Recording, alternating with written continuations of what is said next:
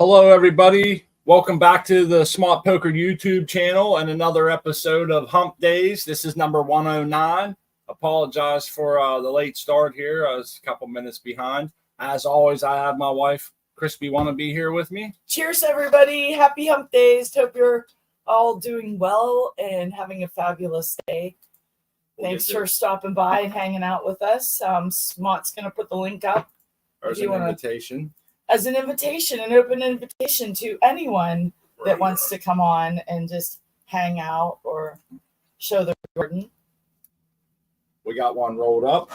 Yeah, we're ready to smoke down. We got a picture of our petunias on the screen. They're always fun to look at. They smell incredible, too. They're pretty. They can make a little bit of a mess, but they're pretty. And without thrips, they're easy to take care of. You want to let them in? And so... Thank you. Artman, how are you doing today, buddy? Pretty Happy good. Hump Day. Hey, thank you. How are you guys doing? Oh, we're doing good. Had to water the garden a little bit. It was Bone dry on us, man. we watered it this morning. It's just hot and no rain for a while. It seems like it hasn't rained in a couple weeks. You guys experiencing that, Art, man? We haven't had any rain. The grass is all crunchy, you know? No, we've had some rain. I got to mow my grass. Had some last night and yesterday. A little bit today. So It seems like it's blowing in now. It's starting to cool down. Sky's darkening, so I'm hoping that it comes. We need it really bad. My wife's right. I've watered the garden this morning and all the plants, and she said she went out and was digging in the garden, and it was dry, very deep. And I'm thinking, man, you know Yeah. because I always stand there and I try to think to myself, that would have filled up a 5-gallon bucket or so, and that's usually how I water. But I think in this heat, man, it's vicious. it is. We did have a long dry period. I didn't mow my grass for at least a month. Yeah, that's where we're at, man. Yeah, that's the one plus. There you go. That is the one plus. But if you got a garden, it hurts. Yeah, I see Seed Person, Marcus Green Thumb, Midwest Outlaws, Sevens, ha! Decoy Bacon, Sheldon Estes. Oh my goodness. Okay, James, how you doing today, buddy? From Live Factory. I'm doing fantastic. I hope I don't get like a copyright infringement here or get you demonetized. Well, I think we can throw away that 0 days since your last incident. That's freaking gold, man. I love it. That doesn't Well- count. I don't know what does. Yeah, I didn't know when it happened with Smart, so I mean, I just said 0 days. I mean, it could have been longer than that. Yeah, That's one. that is gold, man. That's freaking awesome. You know, I'm just gonna have you laughing. For I was thinking about the pickle factory earlier. We have our pickles got some kind of little black bugs on a couple of the plants, the cucumber plants, and I found out it's like a cucumber beetle or something that's normal. I never grew those before. We grew the wrong kind, man. They're pickling cucumbers, and I just think that there's some pest pressure, and this drought isn't helping, so we're not sure how well they're going to do. I seen a lot of little black dots on them, and then and I feel bad because, you know, I find Smart just gazing at the little cucumbers, and I know he's thinking about his days at the pickle factory. Yeah, He's such fond memories of working there. smelling the brine, you know. Let it be a lesson to you. Don't put your dick in the pickle slicer. Hey, we're guys. We're curious. We got to experiment with stuff like that. Wait till you see what happens to the watermelon. Oh no! Goodness. I see. Looks like Artman got a brand new crew in the house over there. Yes, it does. Yeah. Yes. Hell yeah. Bam, flow and flow. But I do have a guest who decided I have 2 shows tonight. So she decided to join us. Yay. That's awesome. The only time she's ever been down here, you know. I got stuff Yeah, going we on. never get to see Dax, so that's a real treat. We should tell everybody about what's going on next on Uncle Rick. Oh yeah, I'm gonna get the link in chat, but most of you have it. But we'll be, pumping that up for the Squish-a-thon, isn't it, Artman? Are you guys gonna have like a little contest over there? I think that's what they're planning. I'm not really sure. We'll see what happens. They said something about that, so it should be interesting. It'll be fun either way. Yes, for sure. Indeed. It sounds fun. I'm definitely going to be there in the chat doing some harassing. Oh, yeah. I could learn something, man, to be honest with you. My pressing skills are next to none. They're in the infant stages of Yeah, I haven't got there yet. One of these days I will. And I'll definitely be hitting up Artman to teach me how. It's fun, man, to press the buds and to see like one strain give back more than the other, the different tastes that come out of them from different temps. But we never got any sort of like what I would call like consistently good shit coming out. I'd have blowouts. Some would be like real dark. Some would be light. It was fun, and we did get some great smoke. We got some great smoke, yeah. And one thing we noticed is that our tolerance too at that time had gone up considerably by doing, and that press ate a lot of buds to get a. Yeah, so that's my thing. I mean, you lose a lot of flour doing that. Of course it's concentrate, so you're using less, but that was my concern too. You build up that tolerance when you start doing concentrates. Yeah. It takes a lot too. You got to have a lot of weed to press or to make hash or any concentrate. True that. But definitely make sure there's the Let's Be Buds link for everybody after this show. I'm sure they'll be on. Artman will be there. Who else is coming, Artman? Do you know? Oh, let's see. It was me and G Bay, and let's see. What's the other guy's name? Cheers, I'll Guerrero, look it up. Modern. Huh? I said hello, Guerrero, Modern, Space Coyote. South Nelson Farm. Yeah. Our buddies. Yeah. Man, I'll tell you what, Art, man, he's a celebrity. I was watching him on Chad Westport. Yeah, that was a weird show. That was fun. Artman gets around. I've seen him everywhere, all over YouTube. Yep. That's right. He's got a distinct style of growing, as we're seeing now. Not a lot of people use that flood and drain method. I mean, there's other people out there using recirculating DWC, but not really in this fashion. And Artman himself describes it as quote unquote an old school method, right? And I think that's pretty accurate. Well, I got it out of a magazine from the 70s, so by NASA. Exactly. So. Exactly. Yeah, and you can't, they're breaking it down pretty nice. Look how well you're doing. I like your system. I'd like to try someday spreading our wings from cocoa, which we are kind of right now. We up potted our Frisian duck today. So we took it from the little baby shot glass cup that it was in. And that's why I was digging in the garden. It was so nice just to go dig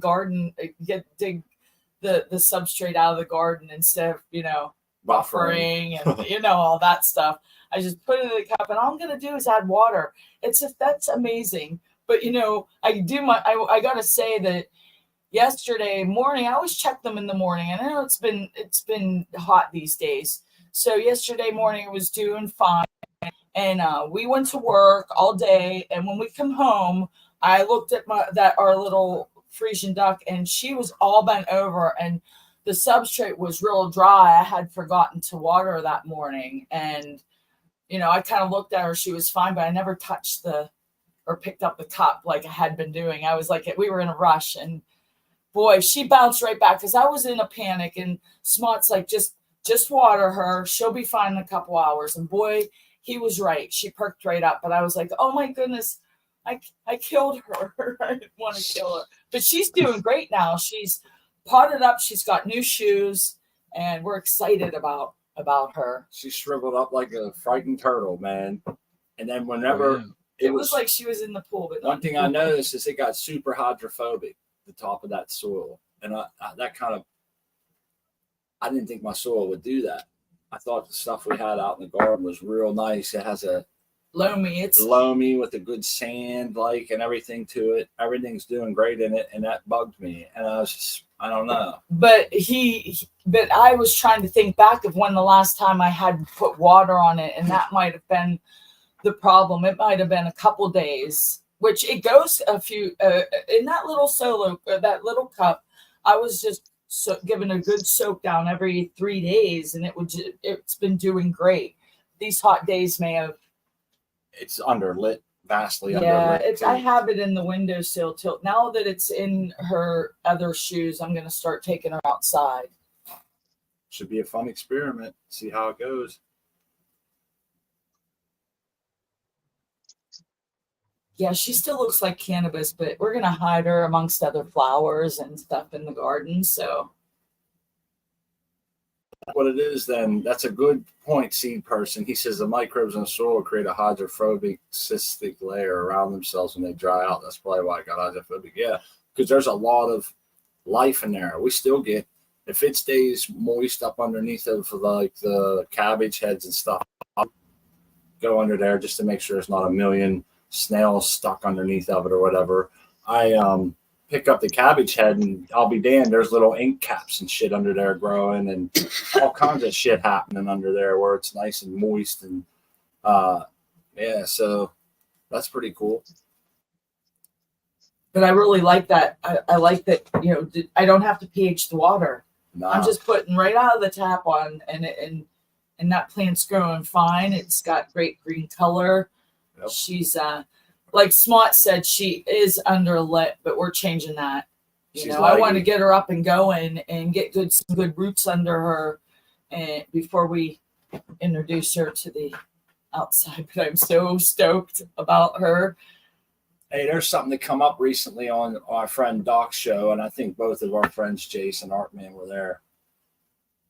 And it's something I thought about in the past, probably happened to me. So it was about inoculating our seeds and like having something in the shit that you're soaking your seeds in that's going to prevent bad bacteria from growing. And I never did any of that shit. So the reason it got brought up is because there was some seeds that were cracked by some people that ended up, I think they got like 8 out of 30. They ended up being, when they dug them up to see why they weren't getting good germination rates, the seeds were all slimy and nasty. So they did a water test and found that there was some kind of bad stuff in it. So they're going to start using an inoculant in their seed soaking and in their cloning water that sprays on the clones. And I started thinking back to times where I popped.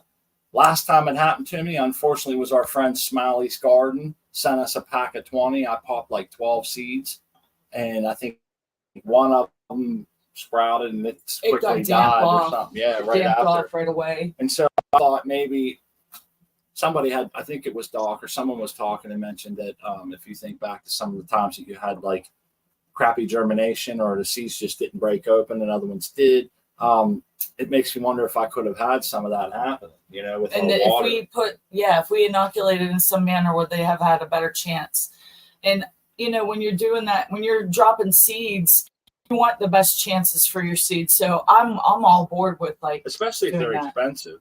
Now, here's the take I've always taken, because I want to go around and ask everybody here what they do as far as the inoculation, because that's something that I'm curious what different people use and what they consider inoculation, because I didn't even know what the hell that was. You can laugh if you want.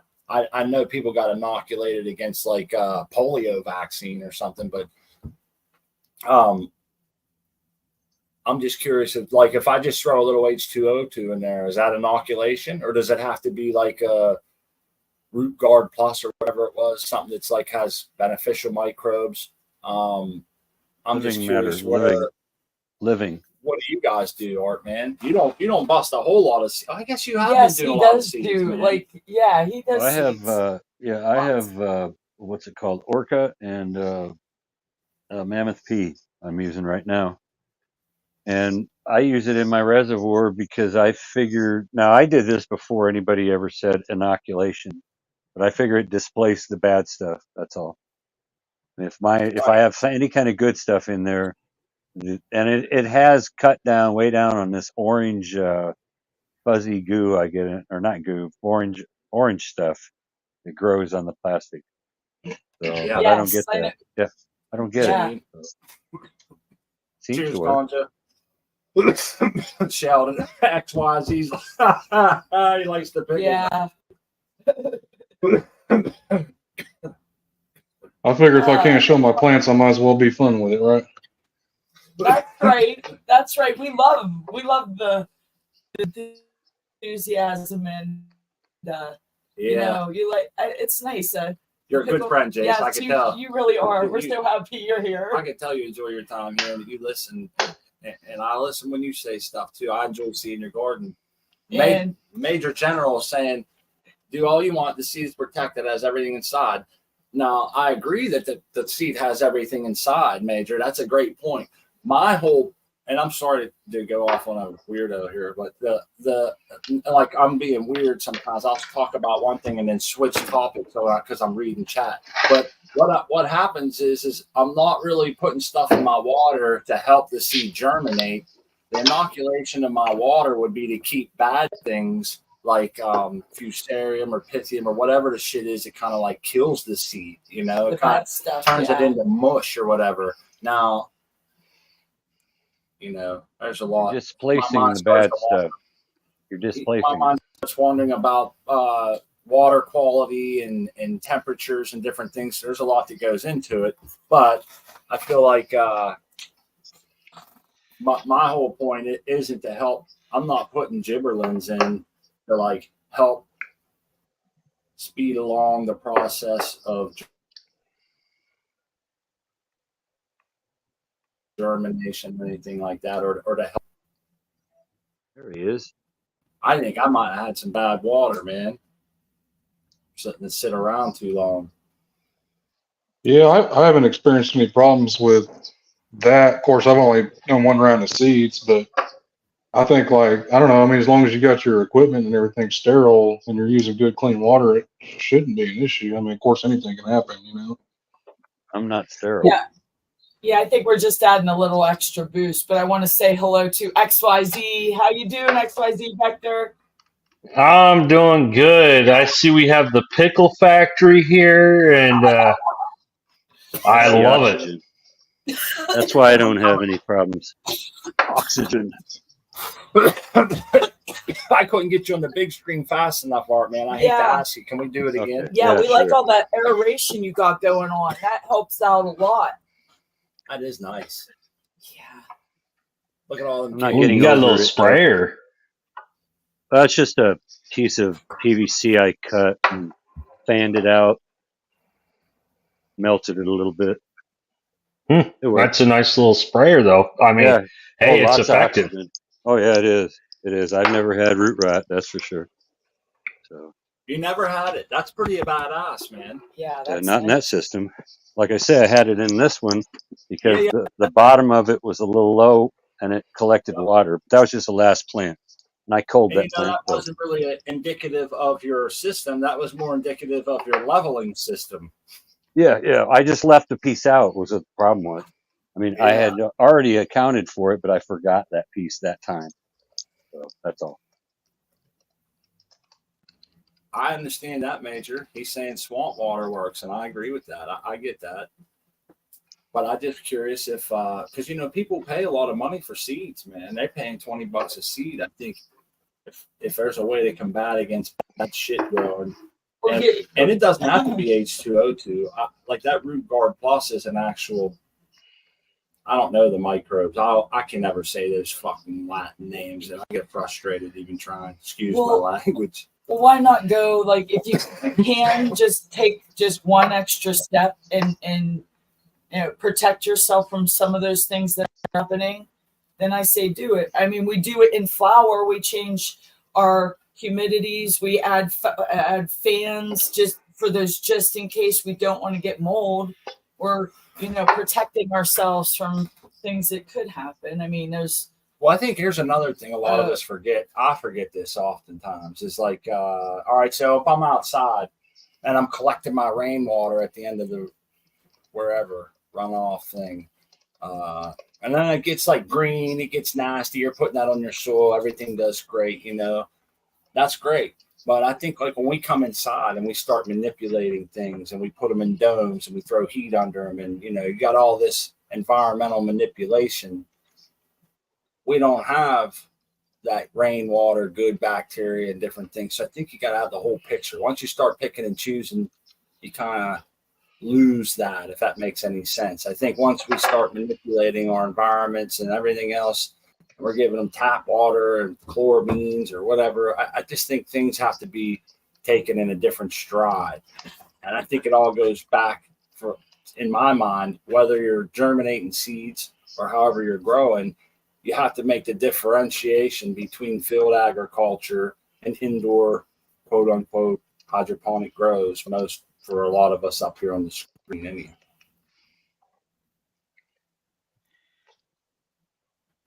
Because that's one thing I always see. I think we all might be guilty of it. I'll see someone say, like, I manipulated the environment to exactly right. I got the micromoles perfect. I got all this perfect. But they're dead set on having sunrise and sunset because that's how it is in nature. And I'm thinking, you've manipulated every other thing to be better than nature or most optimal, but they'll just hold on to like one thing. And I just use sunrise and sunset as something else. But, there's always one thing they'll hold on to as this is how it is in nature. And I think once we start messing with that, other precautions can be taken, other avenues can be explored to kind of help you along. But I agree with Major, and I know Major's heart lies in the soil, like a lot of people here. And I myself have a love for the soil outdoor. You guys hear us talk about it a lot, how proud we are of it, and the worms and shit. But I definitely try to differentiate my head, indoor, outdoor. What have I manipulated? What's that going to change? Putting a heat mat under there can create bad shit in your water. So I think inoculation helps. Okay, there you go. Brian 420 cleared it up for me. This is why I shouldn't have a show where I try to give advice. And this really is an advice show. Inoculation is microorganism specific. That's good. That's what I needed someone to say to me. I'll never forget that. Bacteria, viruses, or fungi. H2O2 is disinfection. Okay, so those are definitely two different things. Yeah. Hey, Smart, don't feel bad. I give the same great advice as you do. Yeah. I'll say, hey, I heard this somewhere. I read this somewhere. Yeah, or we learned not to do this by doing it, and here's what happened when we did that. Yeah. XYZ, I just saw you suggest soaking your seeds in bong water. Hey, you brought it up. I was just playing along, man. Don't do Not it. me. Don't do it, class. Not just don't me. do it. Don't do the bong water. Don't drink Yeah, At well, home, kids. well, to Smot's point, I mean, I'm that crazy dude that changed his whole day cycle, but then demanded to have a sunrise and sunset. So I'm guilty as charged. I think we all are. We're all like, oh, this is how it's done in nature. And then I stop for a second and I think, well, damn, dude, you've like manipulated every other thing, which, maybe that doesn't hold water under every scenario you can go down with cultivation and shit. But I think for the most part, Yeah. I looked at Brian 420 said I looked it up. That's cool though, because it's good to have those distinctions. I hear people use the word inoculate and different things, and I kind of knew what it meant, I think, but I couldn't put it into words for someone else. And I didn't know the distinction between disinfectant. I was thinking as long as you're doing something to water to keep bad bacteria away, that's inoculation. Now I know it's not, and that's good. Learning every day, right? Yeah. Yeah, when you stop learning, you start dying. That's it. Sometimes we learn the hard way. I think I want to do the good bacteria, man. It just gets expensive. Like, it's always seemed to me that running like a HydroGuard, which is what would in my product lineup would be a HydroGuard in there, it gets expensive running that in your res all the time, you know? Yeah, but it also is expensive to chill your res too. So I mean, you got to pick your poison if you're going to go with that type of thing. And then also you got to think about if you're going to run HydroGuard, you're not going to want to run hydrogen peroxide, because you're going to kill everything off. I was going to have to make a decision, one or the other, obviously, and I've never went the other way. Artman has a look. There's a cat. I like that. Bad kitty. What has Memsy been bad? She run away? Dude, I saw a big pile of papers in the yard today, and I was thinking, I know my cat probably did this. I had to put foil around one of my trees because stupid me. This is how dumb I can be. I put a real nice birdhouse up in the tree where I can reach it, you know, and put wire around it. These little birds moved in. Now my cat sits there and stalks it, trying to climb the tree to get these birds. And I feel like my wife and I are guilty of setting up a murder factory out there. So I'm out there wrapping the tree with foil and shit because I like watching the birds. We put the bird feeder up there, all this different stuff. She won't. I don't know how to do it. I'm gonna make a fence, man. You ever see these dogs that have a collar for the coyotes and it's big stakes pointing out on them? I need something like that goes around my tree that I can strap on there to keep Memsy from climbing up. I'm gonna make something, man. Are there little birds already? What's that? Are there little birds in the nest or anything? Yeah, man. They're living in there. There's birds in this birdhouse. And I put it there. Yeah, and we put the birdhouse there. And that's not cool at all. I've set them up for failure, and then I let my cat out there every day. I never thought of it. The two things didn't cross my mind. The one thing they have going for them though is a nice sized birdhouse, and there's a bunch of sticks in there. If you can, like, I'm not tall enough. Like Smart is 6'5", so he's got it up in the tree pretty good. But you know, Memsy is climbing the tree to get to it. But it's a small hole. They're small birds, so I don't know how much damage she could do. But I don't want her out there stalking them, harassing them. You know, it's just here comes bad. But it's good exercise for Memsy. Yeah. Well, speaking of the devil, my Boston Terrier, he killed a little bunny rabbit today. My daughter seen it. She wasn't too happy about that. Yeah, a little baby bunny rabbit. Yeah, he had like half of it eaten up. Oh man, that could be traumatic for a little kid, man. They're not used to that raw nature, you know. Yeah, she seems okay with it, but she wasn't too happy with him. I guarantee you that. He's just being a dog. Yeah, he's just being a dog, though. I told her that he's just a dog. That's what they do. I know, like Memsy can't be mad at the cat for wanting to get the bird. She doesn't need it for food. It's just for fun, I guess. She's a psychopath, I suppose. It's in her DNA, man. She's a cat. That's yeah. She's a cat, a psychopath. She's an evolutionary killing machine and very streamlined to do so. You know, they unhinge their front shoulders and get low, and they got the cat is just they're faster. I learned recently cats have a faster reflex than snakes. Man. And terriers too. Terriers are bred to do just that, to go to ground and get those. They're bred to hunt. Yep. So it was doing its job. But it did too. Well, the cat idea about using nutrients, salt newts and beneficials. Now that's a great point. And I've always thought that, Sevens, that using salt nutrients and beneficials could be a waste of money.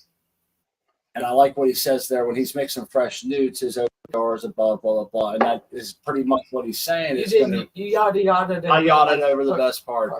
What is ORP? What is ORP? What's that? Oxygen reduction potential.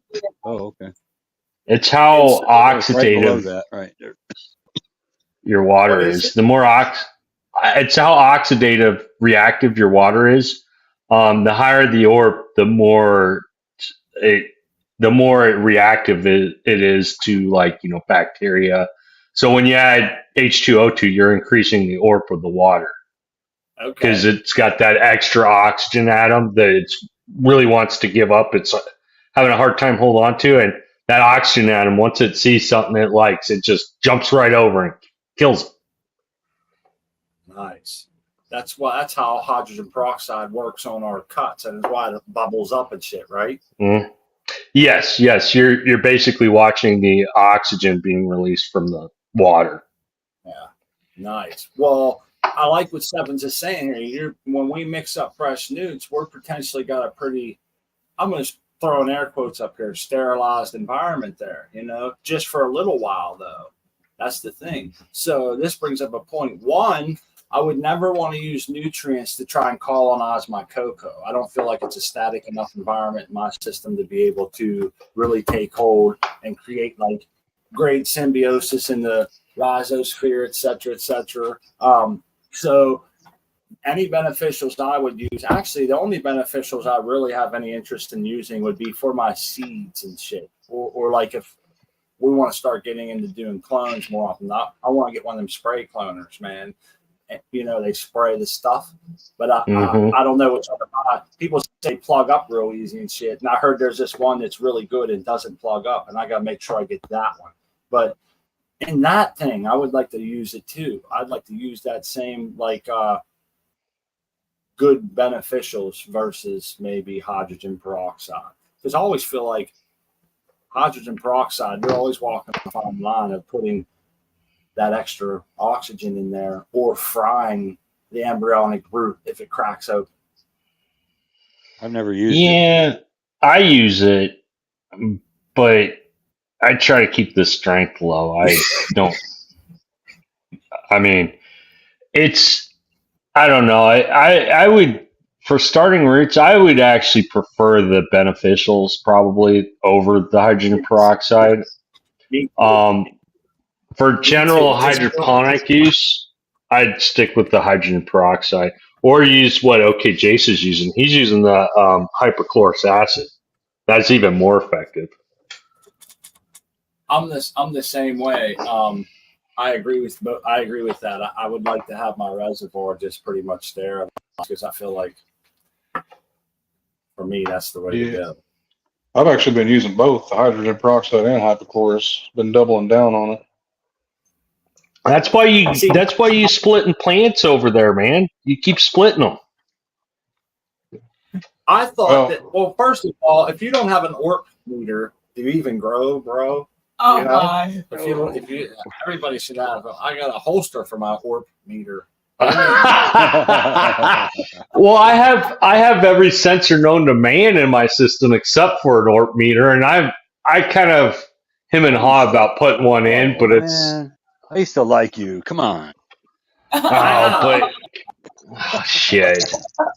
I'll bet you got a fanny pack too, huh, Smart? Oh, that's right, fanny pack. Yeah, that would be convenient. No ORP. Stuff. You can just reach out, keep a loop in there, just check out what's going on, or even just like a little tool belt with like little places to put all of your. The ORP master. Yeah. The ORP 6000. Are in there too. Yeah, but I think Smart wears a tool belt too much. He probably wears one at work. So yeah. I'm too skinny, man. So I get I have the leather belt digs into my hip. I barely got enough room to hold my pants up. I gotta wear a belt. So when I put a second belt on for a tool, yeah, man, I need over the shoulder suspender style, but I don't wear it enough. I try not to wear a tool belt as much as possible. Okay, so Crispy, you can give him a tool belt with an ORP meter. I mean, he'll be cool as shit. Yeah. Oh yeah. And don't forget the pH pen. Okay. Yeah, there's gonna have to be several spaces for you gotta have your light meter in one. All your instruments to check out your water. Well, I gotta give it up to Sevens. He has an ORP meter, ORP temperature tester. That's pretty cool from Hannah Instruments. And I want to say, so here's what I wanted to say to Jace, XYZ, and Artman, because you guys were just talking about hydrochlorous acid. Is that right? Hypochlorous acid. Now, I thought and this is just what I thought. I think now that I was wrong. I thought that was only used between runs as a clean out the whole system deal. I didn't know that was actually used during the grow. You might be thinking of hydrochloric acid. There's a difference, and you'd use hydrochloric like as a CIP chemical, which you'd only use, cleaning out everything. Hypochlorous you can use while it's running. It's supposedly even safer than, it's way safer than hydrogen peroxide. And the way it's made is it's basically what happens to chlorine is water and a certain pH, it basically turns to hypochlorous acid. Yeah, you can use it as to help maintain your irrigation system. It It breaks down salts. Yeah, it breaks down scalants. It helps break down salt buildup too in the root zone. So it helps flush out your salt buildup. It reduces biofilm. So it's pretty good stuff. But you use this at lower dosage. Like I use that Athena Cleanse, and it recommends 2 to 5 milliliters per gallon. So I run 2 milliliters per gallon as a normal regimen. And then like if you want to flush, you can up it until like 10 milliliters. But yeah, I run 2 milliliters of that on top of the hydrogen peroxide that I'm also adding. The only thing that sucks about hypochlorous acid, just so you understand, and you should watch out for this, Jace, it breaks down pretty quick. Not as fast as hydrogen peroxide, but it does break down like in the bottle. So you want to keep an eye on it. Don't use it if it's more than like a year old. So it's got a shelf life. Good to know. Mm-hmm. How many dinners does a gallon of that set a man back? Hypochlorous, it's pretty cheap. What are you paying? I buy chlorine and I make it myself, but It looks like it's about $50 for what is that, a gallon? Yeah, $50 a gallon. Yeah. So that sounds about right. It's about $35 for a gallon of H2O2, 29%, I think it was. Last I bought it. Yeah. But it is active. It stays active in water twice as long as H2O2. And H2O2 isn't breaking down scale and No, salts. no, it's I'd not much rather in a use that beneficial in any other way. Look at this. Seven says you can buy a generator of hypochlorous for $150. Is that safe?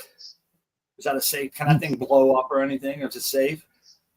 Yeah, it's safe. It's not going to generate like I don't know, chlorine gas, or it's not going to create a combustible. It's basically I think it's electrolysis, but I'm not sure. Don't quote me on how it works. Yep, they got them on Amazon for $150. How much does it make in a day? I might be interested. Click on it, see if it'll tell me. We got ourselves a new adventure, huh? Hypochlorous acid. It says it generates 1 liter of hydrochlorous disinfectant at 100 parts per million in 8 minutes. That's good. And what do you have to put into it? Chlorine and water? It doesn't say. Well, that's kind of important. If you have to put some magical salt that's $200 a packet, then Okay, there you go. Yeah. Speak of salt, it says the only thing you need is kosher salt and water. Okay. Wow. Kosher salt and water, dude. I'm on that. I'm definitely on that. I'm very interested in that. That's pretty cool. Well, because I like something that takes down scale. Yes. One reason why I try to stay away from automatic fertigation is because of the scale buildup. It becomes such a headache by the end of the grow, it seems like. But I've only ever had a few little two different auto fertigations. Maybe if I had to write one, pressure compensated, whatever, it'd be different. But that's why I frown against it. And to find something that might be able to, you know how bleach will crush like a sprayer or any kind of O-rings and shit like that. Mm-hmm. Sounds like, this stuff won't crush your system, and it descales and all that in one. And I think that's so. And there's a question for you: is that shit okay is that hypochlorous acid okay for the pumps and all that PVC and shit XYZ? I haven't researched that yet. I was going to look into it, but I believe it is because a lot of people, like Jace, is using it. I mean, have you had any issues with your pumps yet, Jace? And Jace is running older pumps that I sent him. Are you still running those, Jace? Yeah, so I'm using one of the pumps you gave me to supply the water to the plants, and I'm using the pump that came with my chiller to recirculate. But I haven't had any problems with anything. I don't think it deteriorates like regular bleach does. Your equipment, I mean, like the gaskets and whatever. Yeah, I was just soaking all my stuff in bleach, and I saw my O-rings on my bulkheads were starting to break down a little bit. That you get a little bit, you take them out and they're all chalky, and your hands would get black, and yeah. One thing I haven't seen this year is a lot of outside grows. Too damn hot. People used to come on and show like scrubs and shrubs, and a few other people would come on and show us their outdoor grows. And I kind of miss seeing. I was looking forward to that, and I didn't get to see many this year. Some big plants we used to see too. Remember, Rose Blue Water had like this big ladder set up. He had to build a big frame and ladder and everything so he could get up. They grew bigger than his, one-story garage with gable ends, and it was up over the top of the roof, man. It's like 11 foot tall. Man, that's some big ass plants. Oh man, I wouldn't want. That just seems to me like such a daunting task when it comes time to dry, cure, harvest. Get the chainsaw out. Man. Oh man, I'll tell you what. Between my tent, it's elevated, and then the pot and everything. I got one of my plants is over 6 foot from the ground, so it's way over my head. I got to get a ladder out to get to the top of it, and that sucks. I mean, it's not terrible because I'm not up there all the time, but you're already pushing that high in your tent. Are you running out of tent yet? I've got the light up the very top, but they're done with the bolts. I'm on. I'm about to start week 4 right now, but no, it worked out about perfect. I got just enough room in there. Okay. Well, I can't wait to see them on Sunday. Hopefully you're showing them on Sunday. Oh yeah, they're looking good. I got some buds coming up. I got a little bit of smell going on in my Blue Dream. It smells like a little bit of blueberries already. Nice. The other one's not so much coming out. Acapulco Gold, maybe a little bit. Like it kind of smells like I don't know, like a neutral kind of sweet, kind of like a honey maybe. Yeah, my experience with the Acapulco, it's not a very terpy smell, but you can smell it once it really gets going. That's the best part. You start getting those good smells coming in. Yeah. It's wild when they change on you, man. Like we grew. I'll never forget. Amy Aces was like that. She smelled like fruit for a long time. Then it went to a rubber ball smell. That's what she like. There was and it changed, and it was like the last 2 weeks maybe. It started changing over, and I was like blown away. And I've had that happen a few times, but some are much more significant. Sometimes it's it seemed like a couple of them changed, and they weren't. It wasn't a good change for some reason, That happened with my banana kush I grew. Like when it was in early to mid flower, man, it smelled straight up like a bushel of bananas, like a banana pudding almost. It was so awesome. But then late flower, it's like it mellows out and just it dies off a little bit. Did yours harm their pickle factory? No. Actually, I didn't get the same seeds that you guys had. I wasn't part of that New Year's. Yeah, I was actually growing those before you guys started that because I harvested like when you guys were popping seeds. Okay. Yeah, and I got mine as mine were clones actually. Oh, that's even better. Yeah. So yeah, they grew up pretty good. That's funny. I had the most of that. I got about a pound. I got about 8 ounces per plant from that, and I got 1 pound from the remaining 4 plants because I had 6 plants altogether. And it's like it seems like it never fails. The one that you get the most of is the one you like the least. and the one that you have the Yeah. least of is the one you like the most. Yep, that's always the way. But I'm curious to see what you get with this training exercise you've done on these plants. I think from those 4 plants you still have, they're all female, right? Yeah, no nuts yet. No nuts yet. Well, yeah, you might get some nuts, but I think you're gonna chop them if you do. But I don't see you getting nuts. I predict you'll get about, I'd say, at least a couple ounces each plant. Yeah, you probably end up with a little bit more than a pound. What do you think? I think 2 pounds. Yeah, I was gonna say it. Yeah, 2 pounds, 2 man. pounds. Those are all those going to be two. 8-ounce plants. Man. He's got some good architecture on there. They're gonna. He's Vested them for 60 moons. Yeah. Yeah. Here's a universal Jace. sound that we all know. Yes. Okay. That's the. I always wonder if you guys can hear me cracking these jars open, and I'm thinking if they do, they know exactly what we're doing. Oh, I like the smell. I use a 2. Oh yeah, the smell. I heard the lid spinning. Me too. Now, did we hear the pop because it's sticking? It's so sticky that top sticks to the glass. We, every time we're done, my wife takes them down, puts them through the dishwasher, man, cleans them right up. Yeah, I like the. Oh yeah. No, I'm talking about after you put it in, and they've been sitting in there for about a month, and they're getting nice and they're ready to go. And you go to undo the lid, and then you're like, God damn, I need a knife to get this top off. It's just stuck. Oh yeah.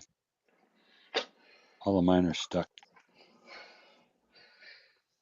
Yeah, I bet that happened a couple times. They get a little tricky to get off. I haven't had to take a knife to it yet, but yeah, you definitely got to give it some effort to pop them off. Yeah. Almost like it self vacuum seals itself. Yeah. Well, it's just breaking down that seal. I mean, the terps attack that little orange like rubber gasket thing, and it will wear it out. But it will, it kind of makes it seal really well. So Brian's going 420 on your harvest there. Hey, Jace. yeah, I'll take 2 pounds. I mean, I think I will. I mean, if you're pushing it to the max, you can pull 3 pounds out of a 5x5. But I don't think I'm quite there yet. But yeah, I think 2 pounds is a pretty good target. Yeah, I think I think it'll easy be 8 ounces on those plants. You'll get one to give you like 10. One will give you 7. One will, yeah. And by the time you get to the end, you'll be close. Yeah, that's about what I got last time. I got, I think it was about 2.2 pounds. It was about 34 ounces out of a Wyatt 6 plant. So, but I was doing it different. I was scrogging that one, and that one I just topped the shit out of it. But my canopy, it was only about 6 inches deep. So most of the bud I got was from just the tops on that. But it was just wall to wall tops in there. I had so many tops in that. It was insane. That's nice, isn't it? So yeah, this is definitely a different style. This is more like depth, like vertical. Because I got probably 20 to 30-inch canopy on this. So how deep are you gonna? Well, I saw you lollipopped them last time I saw them, but that was like almost a week ago, I think, or a little bit more. Yeah, I usually go up about like a third to half. It just depends. I mean, it's just all about feel. If I'm in there and I don't feel like something's going to do much, I'll go ahead and chop it off. But I try to leave as much as I can and then just slowly, selectively remove something that just ain't going to produce much. I'd rather get more quality than quantity. Yeah. Well, I wished I could do that on my grows, but when you're not around to keep up on it, they just kind of do what they do. Hey man, you do awesome. The way you grow, I couldn't do that. I'd go crazy. Well, that's why I got a sensor for everything. So I don't. So you don't have anybody at all that could go in there if you had an emergency and take care of something for you? Oh yeah, I have my roommate. Yeah. Yeah, she gets called maybe once or twice a grow, like, oh hey, this happened. I need you to adjust this or push this, or oh, the runoff tank's full. Run the hose outside and press the button. No, okay, that's cool then. yeah, it's not totally automated to the point where there's no human intervention. And I wished I was there more. Like this last grow, I was around a lot, but I just didn't. I wasn't very happy with it. Well, we all But have grows like that. I know there's always been disappointments here and there in my growing times. yeah, well, when you change the rules, that's what you get. I mean, Hey, you gotta do what you gotta do. You know, we got life. Hey guys, I'll be yeah, back in 2 minutes, man. I got a storm rolling in. It just knocked over. I can hear my shit blowing off my porch. I got to take my flag yeah, down. go run. We'll hold down the fort for you. So, anyways, yeah, just I'm curious to see how deep your canopy gets with your style. I mean, you mainlined it. How many times you top it? Twice? 3 times? 3 times, so I've got eight colas on Each each plant? plant. Yeah, plus some satellites coming up. Okay. Have they reached the canopy, the satellites? Most of them know, but they're tall enough to where I'm going to leave them there. I think I'll get some good bud out of it. Okay. Yeah, there's those ones that just come out like it's like, that's not going to be cola, but it's just at that height where you're like, oh, yeah, I'm going to keep it. Let's see what it does. Yeah, and usually in situations like that, if I'll leave like the very top note, and then if there's more notes below that, I'll just pinch the notes off and leave the leaves below it. That way I can still get that top note off of it, that Okay. top bud. Okay. Yep. Yeah, that's always good. And then what I'm what I'm really curious about with your grow is how often do you have to adjust those watering valves? Uh, like as far as regulating the pressure, I try to stay away from that. So I've only had to do that a few times, and like the last time was when I had to raise that one plant up on the milk crate. Mm-hmm.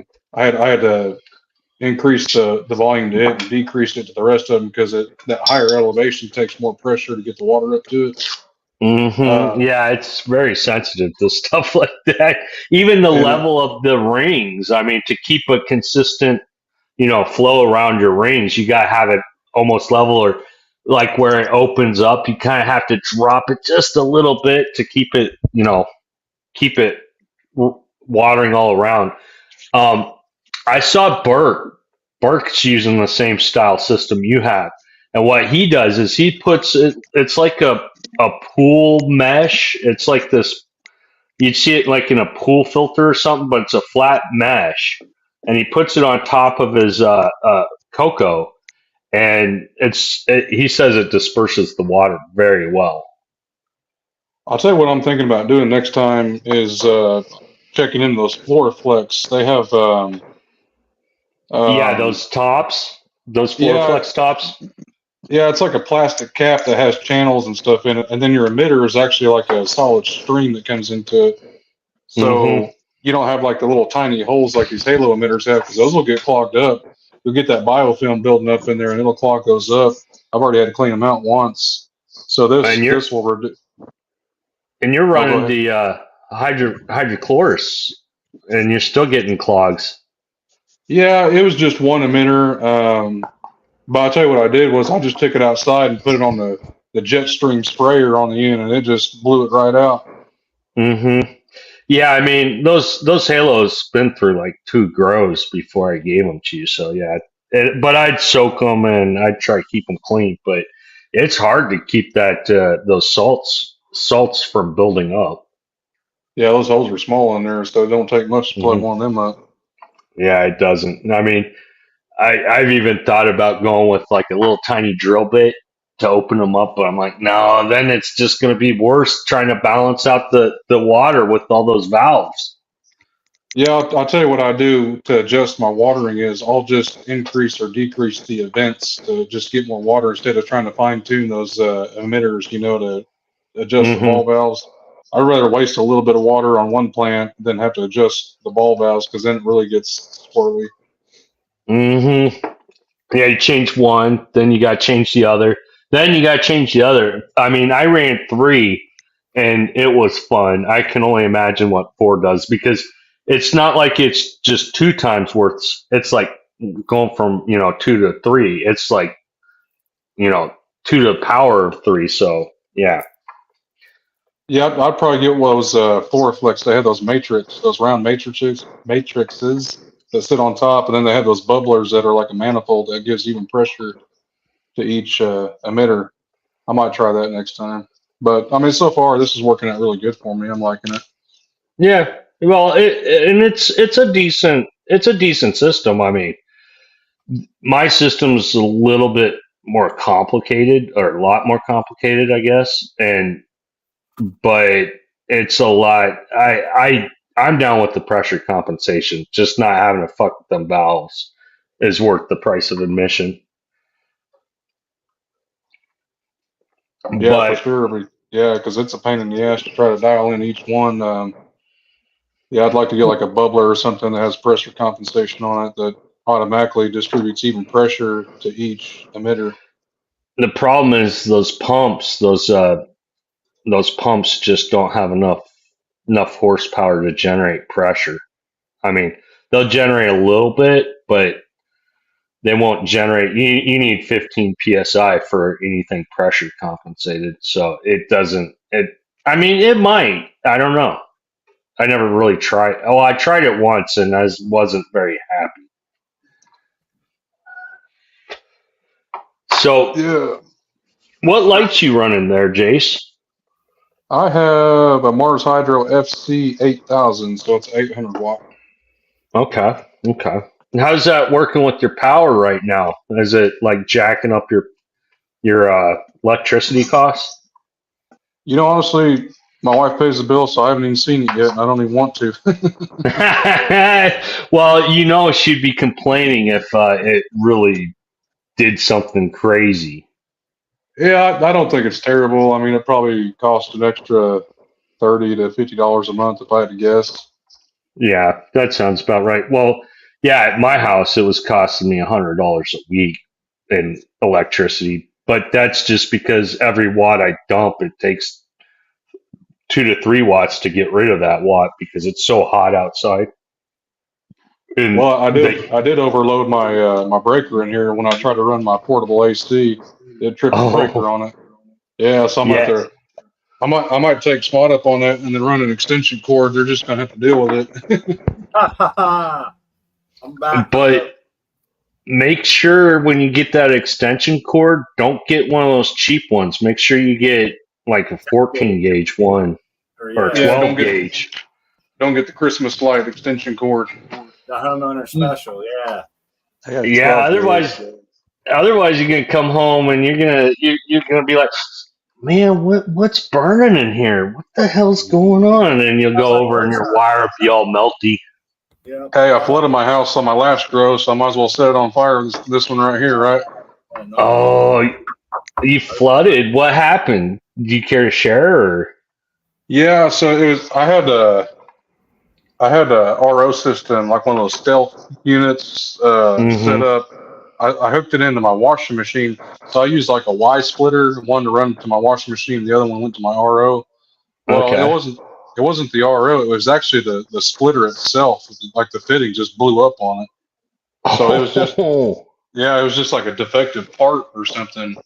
And I was at work, but my wife was home. She was sleeping because she works nights, and she woke up to the sound of a waterfall going. And I don't know how long it was leaking, but it flooded probably about half the house out. I mean, it was like $80,000 in damage. Oh, damn! I hope insurance paid for it, or Yeah, they did. I mean, it was nice. I mean, we pretty much got the whole house remodeled, but it stuck because we were out of house for like 9 months. We had to stay at Airbnb, and it was a pain in the ass.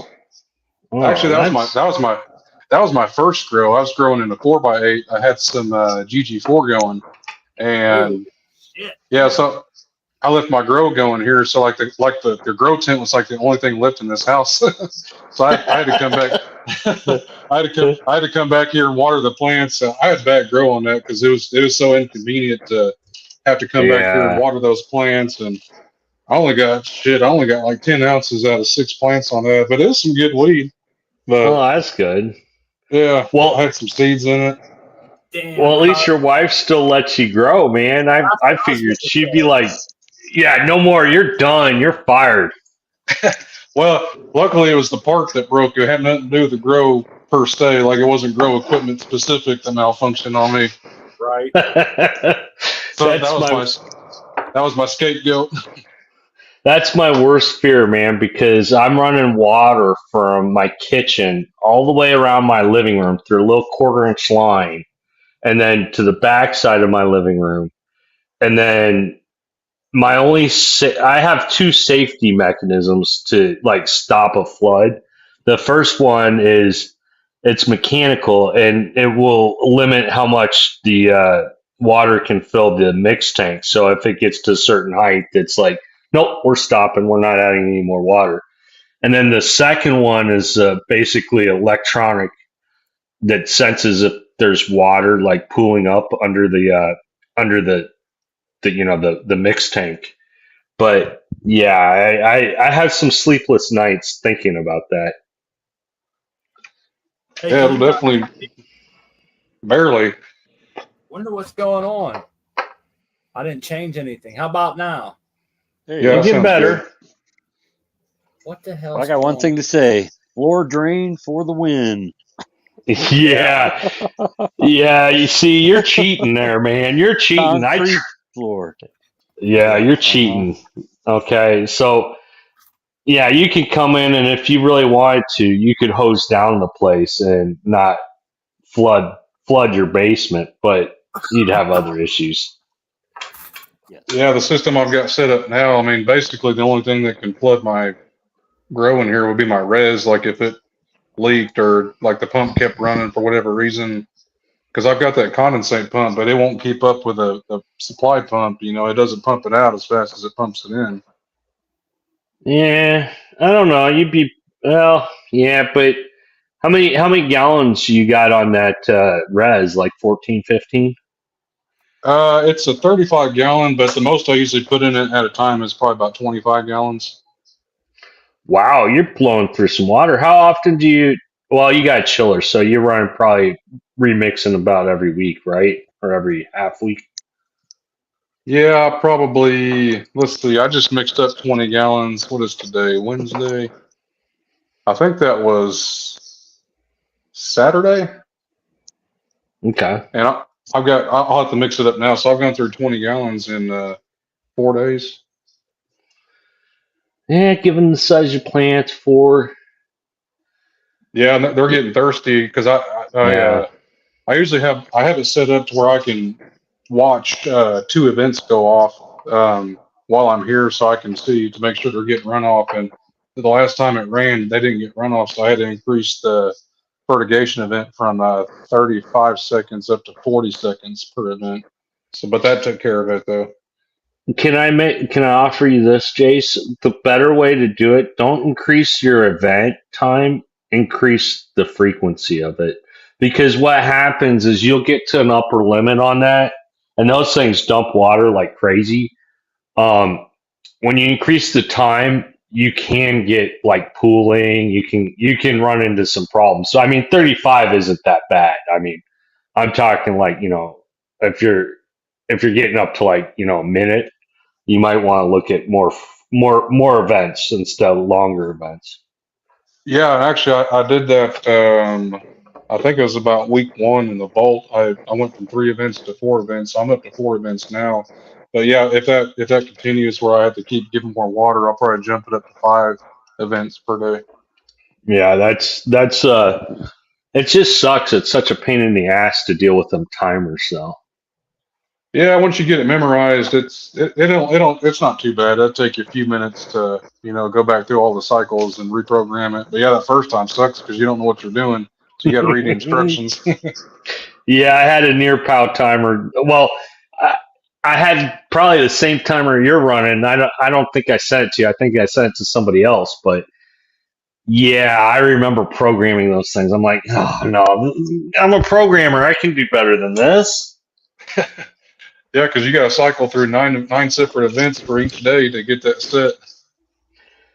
Yeah, mine's doesn't really work that way anymore. It's not time based. It's running off sensors, and I like it better that way because I just watch it and I don't really think about it. It just does what it does. But if I was to, and I'm building a timer just for fertigation, me and Mr. Coco, and we got something that's so slick and simple that you'd love it, Chase. Yeah, I'd definitely be interested in something like that because I'm looking at these Flex pumps and they're like $150 to $300. Yeah, don't go that route. I mean, there's cheaper pumps that will do what you want to do, but they have a couple limitations. But we figured out the way around them. It's just I can't really talk about it, unfortunately. That's my secret sauce. Proprietary. Yeah, secret sauce. You don't want to know what's in the secret sauce. You might not like it. Could be bong water for all I know. Yeah, well, we got to start your seeds with them, right, Art? Anyways. Oh, so no starting the seeds with the bong water. I was What's muted. wrong with that, man? What, starting seeds with bong water? I don't know. I don't see anything wrong with it. Drunk. My God. No. Who's drunk? I don't know. Bong water. Yeah, start your seeds in some bong water. I had a friend one time. She was really drunk at the time, and she drank bong water that was wine, and it didn't end pretty for her. We were all like, No. "No, No. Oh. That's bad. Oh man, We used to buy she those. got like one shot glass down, and that was it. We like to put ice cubes in it, or remember that stuff you used to buy? It was like fresh breath drops. You could put a couple drops of that. They sold them at gas stations, so you put. You put that in your bong water? Yeah, man. Weird. It would keep it fresh. We'll put ice cubes in there or something, just so it didn't taste like an ass. But Mexican brickweed packing it in there, you wasn't really losing much terps, you know. Yeah. Yeah. Oh yes, the Mexican super terpy weed, man. That stuff was the bomb. Yeah. If you coughed in the bong, you had to drink the water. Oh yeah, if you cough in the bong and you blow out all the weed. Yeah. Oh, I've done that before. You're the group pariah for the day, that's for sure. Yeah. Don't give him the bong. He fucked it up, dude. He fucked it up. I had to clean my fucking stem for like 5 minutes. God damn it. I saved the 5 roaches so I could cut them open and smoke, get high, and the dude coughed into the bong and blew the last 5. That's all you had. Oh. Yeah, you guys all been around. Well, I would cut up my roaches and actually do gravity bongs with them. Remember those? Oh yeah, I those were fun, and they'd wreck you. Oh They man, used to sell 3 liters of pop back then. Yeah, just for that. It's like mountain bong water. I mean, mountain bong. Mountain bong, yes. Cut the bottoms off. Back then they had the black things on the bottoms of the 2 liters. Remember they had the little black caps? Yeah. Well, those. No, we wouldn't cut them off. We would keep them. We'd actually drill holes in the bottom. Yeah, it made it work a little bit slower and on the push down and suck up, but it keep the bottom from fucking folding in on itself. Yeah. Who was it? Jack Greenstock said when they did theirs, they would put a ping pong ball inside the bottle after you cut the bottom off. Yeah. Pushed it down too far, you wouldn't take all that water into your mouth. You know, and I was thinking, what a smart idea. Where was Jack at when I was doing that? No shit. Well, what we would do is we would take pumps. Okay, like you'd use a little fountain pump like you use on your hydroponic watering system, and we would actually pump out the water up to the top and make it swirl around. And I don't think it did a goddamn thing, but I kept telling everybody, no, this is the electric grab. You want to smoke out my electric grab. And fucking it gives you even better hit because it's amplifying the gravity. And we're all so high and fucking bro scienced out. Everybody believed it. They're like, yeah, let's use his bong. Let's get him high. Or how about the gas mask? My buddy had a gas mask, and it's like you got 7 teenage dudes all sweaty in the summertime in his bedroom with only a fan, putting on this gas mask, coughing all through it, get a sweaty face and head in there. I'm thinking, what the hell am I doing, man? You know? Oh, but you were all too happy to do it. You were like, hi, this is best bong ever. It's gas mask, and we got weed to fucking burn in it. Yep. We used to do those. We used to do those steamrollers. You get an old paper towel roll, the cardboard out of it, make a pipe out of it. Oh yeah, those were cool too. But those didn't last very long because some idiot would like either sit on it or they'd fucking smash it somehow or crush it. Yeah. I had a glass steam roller, man. Just a big glass tube with the thing, big old With a bowl. Yeah. Then when you broke the bowl off, you stuck a joint in the hole where the bowl was. Yeah. Hey, that's what I did. It was pink. Yeah. That'd kick your Pink. ass, though. Steam Yeah, it was rollers. pink. I don't remember where I got it, but I remember it was pink. People used to like, what are you going to pink bowl for, you know? What's wrong? I'll kick your ass. Don't mock my pink fucking steamroller, bitch. Steamrollers will That's destroy right. you. You got to be secure in your manhood to carry around a little pink steamroller. It's glass. Let's see. Yeah. No, Tell them not to worry about it. It's all pink in the middle, right? that's right.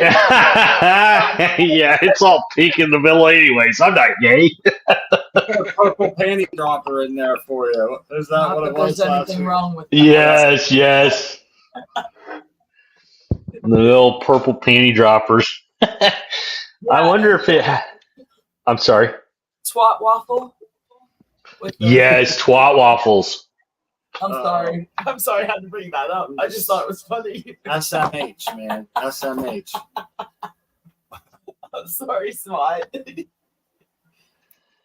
Hey, that's strain names that are just weird. The first time I ever heard death breath, I was like, what the hell? What strain is death breath? And Brandon Rust was talking about it, and I thought, wow, that's interesting. Twat Waffle's another one. Like, okay, that's Cool. interesting strain name. Garlic cookies. I always thought that. I was thinking that would be a horrible cookie. Yeah, garlic cookie. Ugh. But I know why. It could. You know, it has the cookie Like- strain in there. It's not really indicative of the taste or anything, but it just, that name turned me off a little bit. Like meat breath or something, you know? I don't Or want blue balls. Yeah, it smells like cat piss. I'm thinking that's not a great, but I guess it's a little different. Isn't that weird how cannabis is? It's only in a grower's house is it okay for a husband to yell to his wife, "Hey, come smell my fingers." Well, I mean, come on. I mean, if your neighbor's here, "Hey, babe, oh, come smell my fingers," you know, they're gonna be like, "What the hell's going on in there?" Yeah, that's funny. I mean, like, hey, where's my ticket? I want in on some of this. Yeah. Oh, it's 7:10. What's that? That's Dab Day, right? Isn't 7:10 Dab Day? Like it's 4. I don't know. It's 4:20 for dabbers. Yeah, look at us. We're like supposed to be a weed community channel. Don't even know about 420 for 7:10. dabbers. I'm Yeah, going to be it's on a dab show, and I didn't even know. Yes. That's why That's where we need to ask that question and bring it up. You know, it's the it's Dab Day. Why is 7:10 considered Dab Day? Oil okay. backwards. yeah. So that's today. That's funny. That's so, you know, that's probably why Uncle Rick chose today to do the squishing show. Should we be ashamed for not knowing that and calling ourselves? Yes, you should. And I feel should like too. I'm saying right now in myself. Like I feel like I should have been up on that. I know, because like Every year it sneaks up. People bring up 7:10, and I'm like, oh, what the hell was that again? Some kind of dad thing or whatever. And Well, then that just means that day is not that important to you because you must not be a big dabber. Now, Art Man, I'm a little bit concerned with. I might have to take away his dab card because he didn't know what it was. No idea. Look, Totally the American clueless. one, he says we should all be the same. No, like Cassidy. Maybe it's because we're all too stoned right now. Yeah. We've lost our minds Thank for you. momentary lapse of reason. How about it? Let he who is without a press cast the first stone, right? I got Yeah. I don't have a press, damn it. Our press has an inch of dust on it. Shame on us. Another reason to be ashamed. Rocinante, you're dead on. That was C person one. Yes. Yes. He has what's he got going right now? He has Flapjacks, wasn't it? Flapjacks. Yeah, flapjacks. I kept That's thinking it. pancakes. I'm like, that ain't it. Why do I say Yeah. pancakes? Yeah, flapjacks. That's it.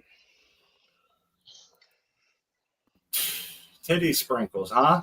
There you go. That's a nice one there, Jace. Titty sprinkles and twat waffles.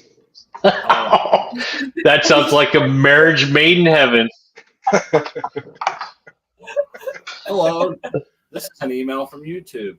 Here are the reasons why you have a strike and your channel's banned. I'm just kidding, guys. I'm just kidding. Yeah, we should watch our language around here. I'm sorry. Nah, it's all right. I think we're fine as long as we, it's more if you write cannabis into the any sort of thing, that's when they get us, man. Anything that says cannabis, like it's wild. But they kind of leave us alone. We're not very big. We don't do much, We're just a hangout session. I feel like it's a little smoke fest party. I found out you Okay, can't cannabis. put cannabis in the chat in the description. That's what gets you, man. Not yet. Or Okay. marijuana, that's the killer. That's how we ended up with strikes and shit. I think someone was reporting us because they took down a bunch of my videos. Like I had like a 4-part video for like buffering or whatever. Now there's only one left.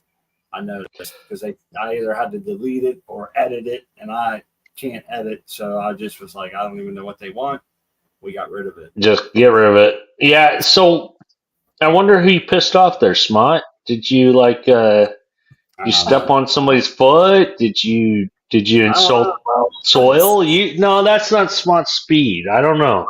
Abrasive, man. Yes, he can be abrasive I can be sometimes. I'm not- It was obviously the guy who claimed to have the original skunk. I got the original skull. Yeah. That's maybe that. If you say Yeah, that, he's drawing heat right to you, man. Yes, dude. I'm throwing aspersions. You're not sharing your original skunk with me, damn you. One thing I learned a long time ago is everything ain't for everybody. That doesn't make you a bad person. It just, everything ain't for everybody. That's how it goes, man. And we don't even know if it's smart that upsets somebody. So maybe it was me. Crispy, I'll take the blame. I'll take the crispy. blame. No, you're too kind-hearted to piss somebody off. I'm sorry. Nobody was thinking that. We were thinking Big A. Yes, it was probably me. Yes, I'm not allowed outside sometimes. Okay. I've I had didn't some know run-ins that. with a few Damn. people, man. There's a couple Hey, it's people too hot there. out there. They You don't like go I'm not in outside Arizona. anyway. I'm not in Arizona, so Oh, there's that. well, that's I'm it. in Mississippi. Oh my God! Yeah, Is Is it humid? Yes, you can have your humidity, Hey. people. Yeah, that's what I thought. I'm XYZ sorry. he was in a hurricane, man. Yeah, I was in the Houston Hurricane on Monday. Ooh, that sucked. You know what came to mind? Because now you're in Mississippi. Remember the ZZ Top song? He says, I'm dancing through the Texas sand, but my head's in Mississippi. Remember that? Yeah, I remember that one. XYZZ Top. Yes, XYZ Top. easy top. Hell yeah. You know how conversations go, and No you beard. just Oh, wait a minute. One of them didn't have a beard, and his name was Beard, by the way. Frank Beard. Why would Did you you know do that? Did you know that? No. Well, No. The guy without a beard, his last name was Beard. Absolutely. It's not a lie. No. It's so weird. Weird Beard. Weird beard. Wow. Yeah, this was actually, I was in Mississippi when my whole hydroponic system pump malfunction occurred. I was about 100 miles away from here. I was all freaking out about that. So do you have like a weird feeling now being in Mississippi? You're thinking like it's got a maybe bad a little taste. bit of PTSD now that you're back at the place you were when all that shit went down, and you feel in some kind of way. Well, there's two things that happened. I first realized what was going on. And then the second thing, I was like, oh crap, what am I going to do? So then I don't know why, but I texted you of all people, Smart. I don't know why, but you like, oh, you're going to be okay. Yeah, that sounds like the right thing to do. And I'm not PTSD because my system's basically, there's no plugs in anything, so it can't really do anything right now. I'm more worried about Dr. Coco's system because it's all armed and ready to go. All it needs is a button press, and then it's going to start pumping water and doing weird shit. Oh yeah. You telling that story reminds me of us panicking when certain things have happened throughout the years in our grow where things suddenly took a dive and we didn't really understand what was going on, and we would pester Doc in a panic. He'd be the first person we contact. Yep. He'd wake up to half a dozen Skype messages and shit. Yeah, that's the thing. It's I could have bothered Doc, but it's like, no, this will make good content for the Ask Dr. Coco show. So I'm gonna save that and ask him. But I'm gonna go with Smart Poker, see if I'm fucking being crazy over here. And they're like, no, dude, you got this. All I need is somebody to say, yeah, you got this. You'll be fine. Exactly. Just someone to bounce it off of the ideas that you're having. And I forget when that happened. We were somewhere. I think we might have been at dinner with your mom or something. But he messaged me, and I'm like, man, I can't. It was the worst time because we were in the middle of something. I took a minute, and I was thinking, if I was in his position and I had this much water, I would just split it up every day. And I think the plants, they won't be in perfect health when he gets home, but they will be alive. They'll still have turgor pressure, but he'll have to maybe do some flushing, some other things. And that's why I gave you the advice I did. That's exactly what I would have did if it was me, Yeah. Yeah. Well, I appreciate you just responding because I didn't expect a call don't get me wrong. Yeah, but life, you can't just text somebody out of the blue and oh yeah, call me, bitch. No, if that doesn't work. I'd have been ding, ding, ding. Hey, what's up? What's happening? And this is what I think. Yeah. Or work. Because sometimes you just need a second brain to work through it. I'm lucky to have my wife. She's just as enthusiastic about everything as me. And she's actually more, let's go for it. And I'm more, let's stop, analyze it for a couple of weeks, see where the pitfalls are, where the upfall, all the good versus bad. I make a pros and cons list, and I'm like, let's fly by the seat of our pants. Let's do it. Let's do it. Let's do Grab it. the tweezers. Come on. Yeah. Grab the tweezers. Jace. I don't know, but that's just Jace. That's funny because when I was trying to when I was putting the Frisian duck seed in the substrate with the taproot, I was like, I'm gonna grab the tweezers, it'll be real easy. And he's like, no, don't do it. He's like, just nudge it in. And then I did nudge it in. It worked out pretty good. But he was adamant no.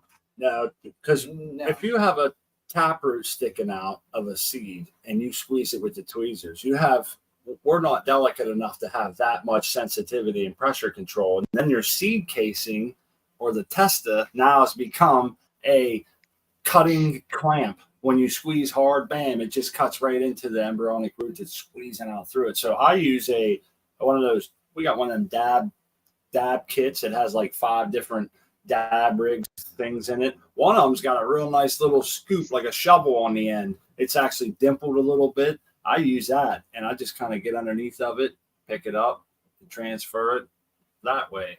I usually go straight from them floating in the water right to the cocoa in my solo cup. So that's how I get them. I kind of just dump out most of the water, so I ain't chasing them. And I just get that scoop under them. It takes a little water with them. They drip right off. It works good. That way you don't have to touch them. You don't have to put gloves on then. I'm blasphemous, man. I use the tweezers. They sell tweezers with really soft, flexible rubber tips on like the last inch that are made for that, man. You can't squeeze hard enough as long as you're on the rubber to actually cut. Plus, they sell tweezer and kit for like small bugs and stuff.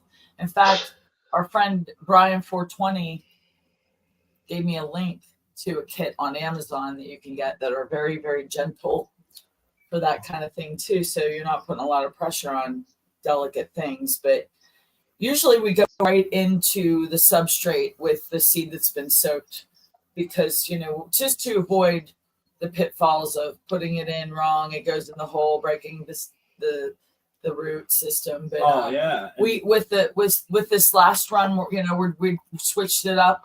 We went back to the paper towel method, and we're going into the organic, and I'm really, really liking that. I'm going to go on the record right now and say I can't wait until I can convince Smot to just grow in organic soils in the house, in bins. No, don't do it. Don't do it. I mean, other people do it without problems, but I mean, Murphy and Smot don't have a good relationship, I've heard. I'm an outdoor grower in soil, and indoors I want more control. I feel like I like the control. I like mixing nutrients and shit, man. That doesn't mean you like mix. I like mixing. You like that? I like being in control of everything. I like getting in there and being water and really touching the substrate every day, and you know, getting the runoff out of there, putting my measuring stick in, really finding out the root zone, trying things, cutting my plants, watching them, manipulating them, you know, seeing how they grow, bending them into the net all the time and shit. Like I like that stuff. If it was to me, I'd spend probably an hour twice a day at least in my grow, you know, doing different things or just hanging out there or whatever. But a lot of times I can only get like a half hour or so when the lights are on or whatever, you know. So I try to make it last. But I enjoy the control of the style of growing that we've chosen. I'm still like to go in there, get the newts out, test them, do all the things that, I don't know. It's like cooking, I think. A lot of people like baking, you know. When people like mixing up baking and they like putting things together from scratch, they don't just someday switch over to buying Betty Crocker because it's all in one. They enjoy having each individual element go in together to make a better product in the whole and to keep their kitchen nice and clean and stuff. And I think that's how I kind of equate it to a little bit. And then you get at the end of your cooking, what do you get? A great meal, a great cake or pastries. And at the end of a grow, I get a great flour. Great flour, you know, and gardening is very therapeutic in itself for me. I feel like I get just as much out of taking a plant. I still always am amazed. I watch my plants grow and I realize how photosynthesis and carbon and all this comes together to make these plants grow, and the nutrients and the rhizosphere and how all this comes together. And it's like kind of like magic, you know, the miracle of birth and all that shit. It comes out of nowhere, thin air. And I'm thinking, I go in there all the time and I love being in my garden, man. It's very therapeutical for me. I think very rarely does it get to a point where I feel like it's drudgery to go in and take care of my plants. And when I get to that point, it's because other parts of my life are fucked up. It has nothing to do with the grow, you know? It's the shit that I carry on my shoulders when I go in there. Or lately, it's been the status of my grow room. It's everything I don't want in a grow room, you know, this problem, that problem. So now that it's getting redone, I feel rejuvenated about it, and I'm looking forward to it. But, man, it's really eating at me not having these seeds go. We're watching this little one grow in the window downstairs. I'm thinking it needs more light. It needs potted up. Yeah, I know Smot's like having like a nervous breakdown. I'm like, just relax. I got this. I'm gonna just have some fun with this. Yeah. We're gonna get clones by the time the season's over. We'll get clones. Hopefully, our grow room will be back and up and running, and we'll be growing this in our pen. The freezing duck. Yes. Okay. Yeah. And what? One of these days, once it gets a little bit bigger, you're gonna have to show us a picture. But I mean, I know it's outside, isn't it? I've been taking pictures the whole time. I'm gonna make a post on Instagram eventually, and yeah, I'm about to put it outside. I just put it in. We just transferred it into the solo cup today. I'm gonna try to grab the picture right now if I can. Yeah. Hey, let's tell them about the show Art Man's going on next. Yeah. We'll have to wait for Art Man though. He might be. I'm tearing up buds right now, so I'll be on Let's Be Buds at in a half hour actually. Oh wow, getting up there. Yeah, time flies when you're having fun, ain't it? Yeah, we're having a pressing show. Actually, I got the list of the people here. It was G-Bay. That's about right. Lost it. Oh well. I had it there. It's going to be a Porch good show, Farmer. man.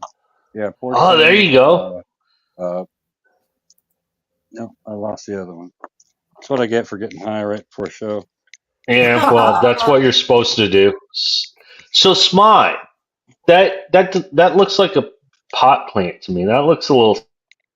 Yeah, it looks like cannabis right now. That's a Frisian duck. In our own homemade soil, come from outside in the garden. I want to give a shout out to Seed Person 1. He hooked us up with these seeds. A hell of a guy, because he knew we weren't growing in the summer, and he knew that we try this outside, and we're going to, and no one will know. It's going to look like a fern. Eventually, I'll be showing more pictures along the way. It looks like those two leaves are starting to get a little weirdness in them, but they also look like the dry back from it drying up in that little solo cup might have torched the tips or something. Yeah, that happened. See that? That happened just yesterday, and today it's. Well, you're past the cotyledon into your first single leaf. Yeah. Dude just dropped off the whole show. XYZ hit the wrong button, I bet you. Uh-oh. Oops. Yeah. I got the list of those. I got the list of those people who's going to be on the show. Leanne is one of them. I don't know how you say baked pawn, whatever that is, and G-Bay. So we'll all be over there in a little while. It's baked pawn. You're right. And then of course Uncle Rick. So Smart, Crispy, when are you guys going to get your grow up and running? You guys still remodeling? Yeah, man. I'm actually still getting roof bids. I'm ready to go and pull the trigger. I'm getting some bids on metal roof. I want to see the difference and might be going with a metal roof. I'm not sure. I still have the grow room ceiling needs hung and refinished. And then I got a little bit of electric to do in there. And I also have, while I'm doing that, I have another room tore up. So I'm going to work them both at the same time, So I still got. We have some work to do. Plus, we have to. We're taking up the carpet. Yeah, the carpet too in that room. Well, I just scored a nice big painting job and some other work. So I'll be busy this month, and so I'll be doing like that shit in the evenings. And when I have time, kind of gets to me a little bit. I can only do so much, And I'm hoping like that by the end of September we can have our grow up and running. That's our hope. I think we can make it. That's my goal. That's what I want for my birthday. I'm a Libra, and that's what I want. I want my grow up and running, something going. I want to be putting the clones that I have acquired from Frisian duck that have been, what's the word I'm looking for? Rooted. Well, yes, rooted and made. I want to make sure there's no pests because we'll be taking these clippings from a plant she's been outside. So we're gonna have to sulfur dump that. We're gonna have to do maybe something like that and grow her by September. So. There's a great question I've been wanting. Cheers to all the Libras. Oh. Okay. Hey! Settle down, Libra. Don't get out. Out of control. I'm a Taurus. I wonder if Libras and Taurus are somehow good together. But anyhow, I think so. I want to ask people, don't let me forget this. We can talk about whatever, but if I don't say it, now I'll forget. I want to know people how they get a sulfur solution to dunk their clones in for sterilization from, or let me see, inoculation, whatever you want to call it, against the pests that are coming in. It's not sterilization. It's oh Whatever. man, my brain farted. Sorry. So what do they use? How do you get the sulfur into the water? What product are they using? Because that's what I want to know really bad.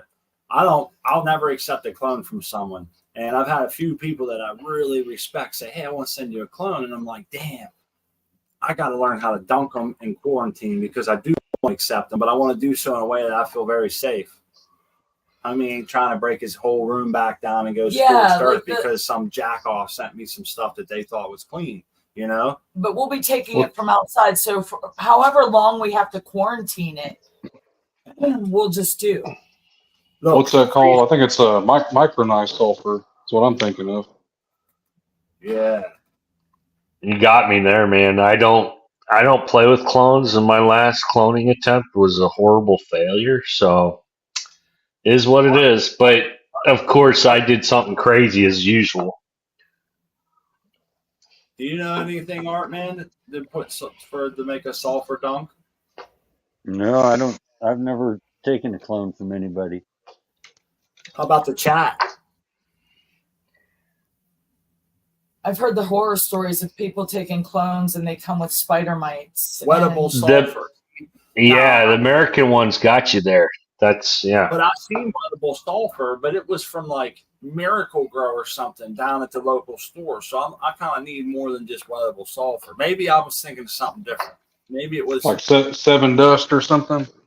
Yeah, it was a sulfur that I wasn't really. I was thinking, that's not something I want to dunk. I guess you're. Well, I've seen these. By the time you get to, the end, but you don't want to dunk it nasty shit, right? No, but I seen he's got your back. He's saying sulfur and lye.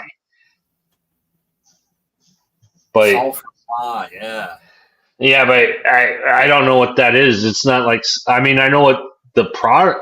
I don't know a product of it. I know that what sulfur and lye is, but I don't know anybody that puts them together. I know one thing, that sulfur is some nasty shit, man. You'll smell like rotten eggs. Mm-hmm. Yeah, you might want to do that outside. Yeah. Well, there's one pest that I'm concerned about. We're gonna have to put like a little cage, something, because Mimsy loves cannabis. Every time we get the tents open in here, she likes to chew on the leaves. She really likes to get down on the cannabis, and I don't want her to do this outside because she will have full access to it. I like this right here. That Arabico Organics, they sell a lot of bugs. I heard a lot of their bugs end up arriving dead and shit, but I'm not casting shade. I never ordered nothing from them. I know there's other companies, and mine were live.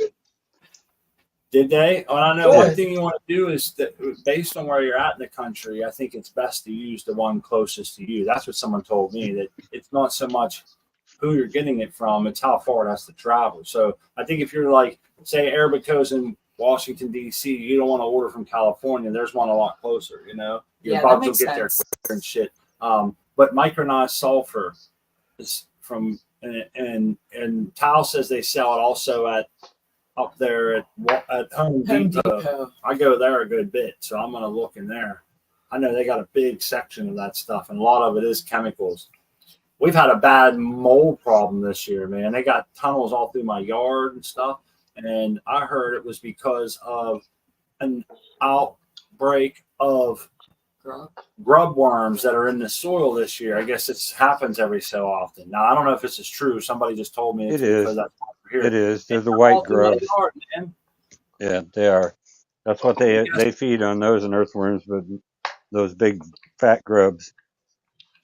Well, you know what else? The only way I found that you can get rid of them is like it's poison. Like you put these poison pellets down the holes and shit. I'm thinking I'm not doing that. I got to find another way.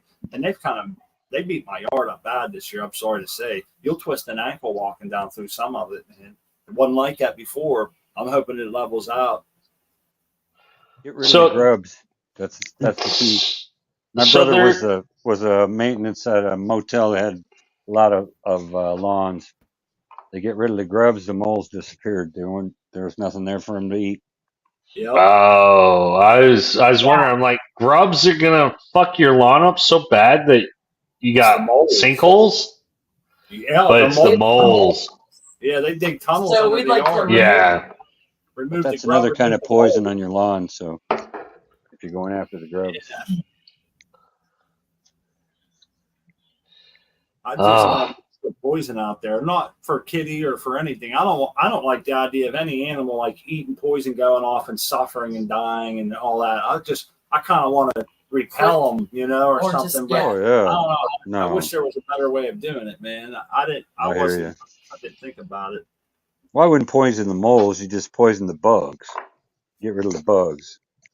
See, Jeffro's saying beneficial nematodes. I'd have no problem spending some money to buy those if I knew. Oh, nice. I don't have a massive lawn, but I wonder how much it would take. I might end up hundreds of dollars buying nematodes that my luck will For die. our lawn, yeah. Rain in 12 They days. they all come and they're well. If I don't have this issue, but if I did, they'd come to Arizona and they'd all be dead. They'd be in the mailbox and die like after 30 minutes. That's it. That's cool. The America wants smoking a butt of. Nobody ever gets to smoke our butt, and it sucks. That shit was like a year old. Yeah, it was old. Everything that we have though is old because we were talking about strain names earlier that the banana kush has the name banana. So we weren't thinking that You're gonna get some nanners. and it trashed our whole entire last grow. So We should be sitting on all that grow we right should be now, having too. some fresh right now, but We don't. We haven't harvested since November. that's why September's really going to be pushing it. But we have we're going to be all right. We're going to be just fine. Think of this as a cleaning. You're cleaning out your closet of back shelf items. Okay, so you're cleaning out the closet. It's going to be cleared, and you'll have a new adventure just waiting for you. I like the way you think, and I like looking at it that way for sure. And I got to say, the RSO is really helping us to we smoke less joints throughout the day. Taking that every day and getting it in our system. Hey, I'm telling them what you did yesterday. Oh, hell Hey, no. check it out. Yesterday, I was like, hey, babe, you want to go downstairs and get our doses ready, and I'll be down in a couple minutes, right? So I come downstairs, man. There's this big ass piece of paper laid out. She has it's double pea size, bro. I'm not even kidding. So I'm like, holy shit, hers is gone. She's like, oh, mine was that big too. And I'm thinking, well, isn't that convenient? It's not right here for me to see. Well, from now on, I'll always make sure that I'm giving you a hard time, man. So I would normally take just to test it out, because I did have a bad experience the very first time we tested it. I took too much. But since we've been taking it every day, I my dose has gotten up there, and it was fun. It was really fun. Well, the grind up isn't over yet. So let me tell you what she does, what she proceeds to do. I mentioned how, wow, that looks like quite the large dose, Crispy. What are you trying to do to the smot? So she picks it up and she pushes it together and folds it in half and spreads it out. That's going to help. It ended up being the size of a dime, man, all over this thing. I'm like, she's like, it's not bad. Look. And she's trying to spread it out. But God love her. I ate it, man. And when I woke up this morning, I didn't smoke a joint until afternoon. I told her. You were high the whole morning. Yeah. It's hard to wake up this morning, but boy, I felt great as far as I was bidding a job at this old lady's house, and I could just feel it. I'm like, man, I still feel very numb, but I felt great. I had a wonderful breakfast and everything, and she's right. It made me wake up feeling very loose, and I felt good. Got a shower. Everything went, it's a great feeling. But I thought that was funny. And I told her, I was like, wait till I tell everybody you tried to double dose me and play it off like this. It was fun times of not being able to move because we weighed 500 pounds. It felt like we weighed 500 pounds each, and we just laid in bed and giggled for a long time. I was tore up from the floor up, man.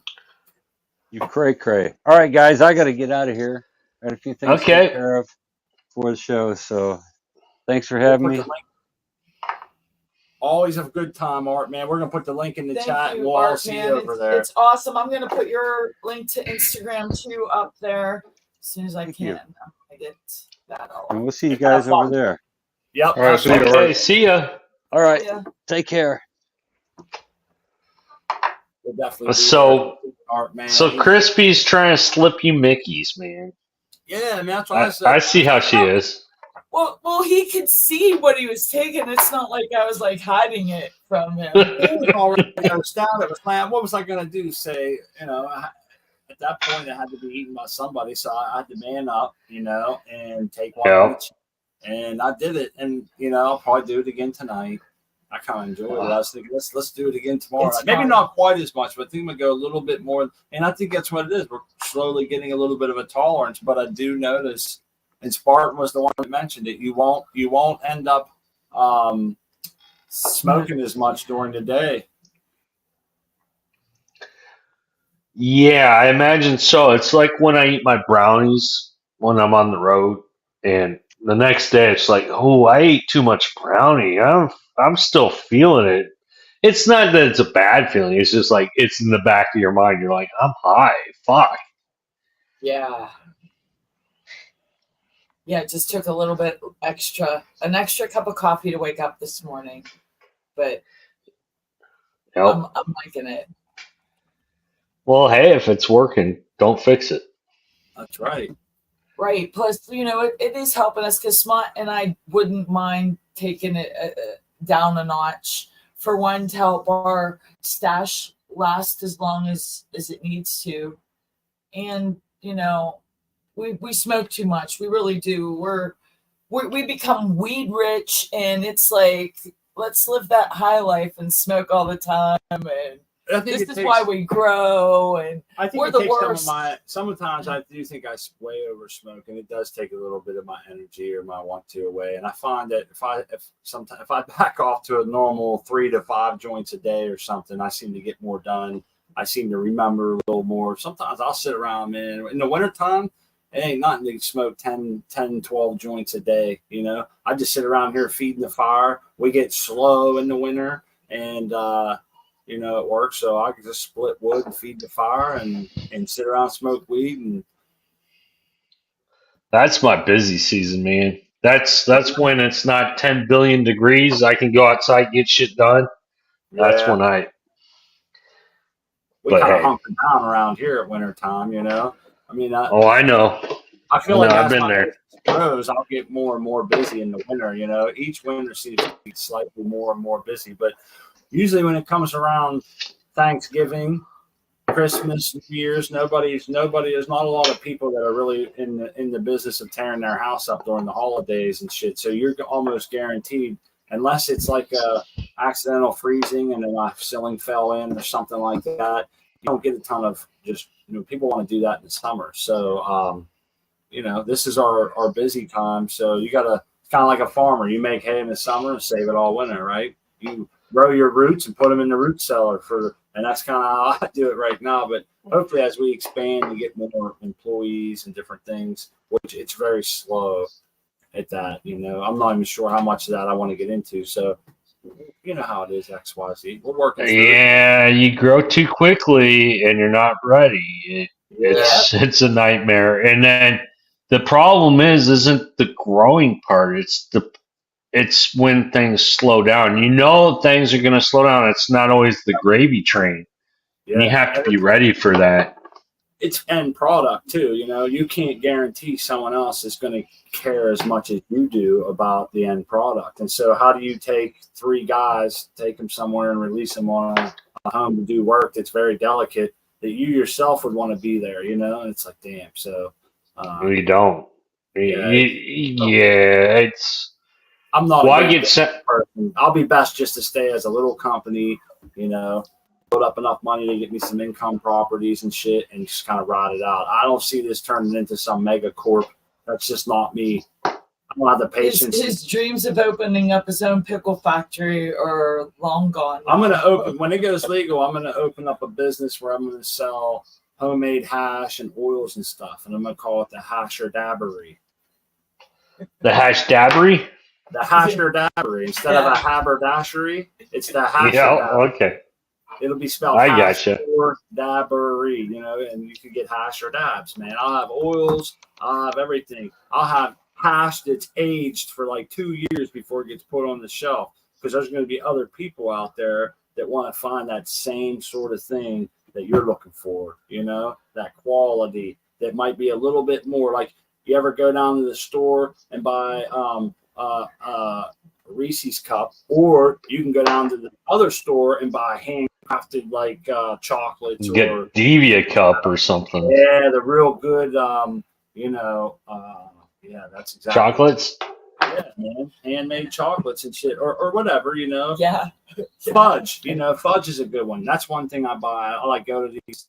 I'll go to like a flea market and I'll see like this old lady has this pan of fudge, and I'm like, oh, I got to get down on the fudge, you know. So, but if you go like down to the convenience store and buy some fudge, it doesn't taste anything like that. There's a handcrafted quality there that those old ladies have, and that's what like a cannabis home grower would have if they really put their heart and soul into it. Only used good products, and you know, aged it correctly, cured it correctly, grew it without pesticides, etc., right? That's right. That's how I see it. That's right.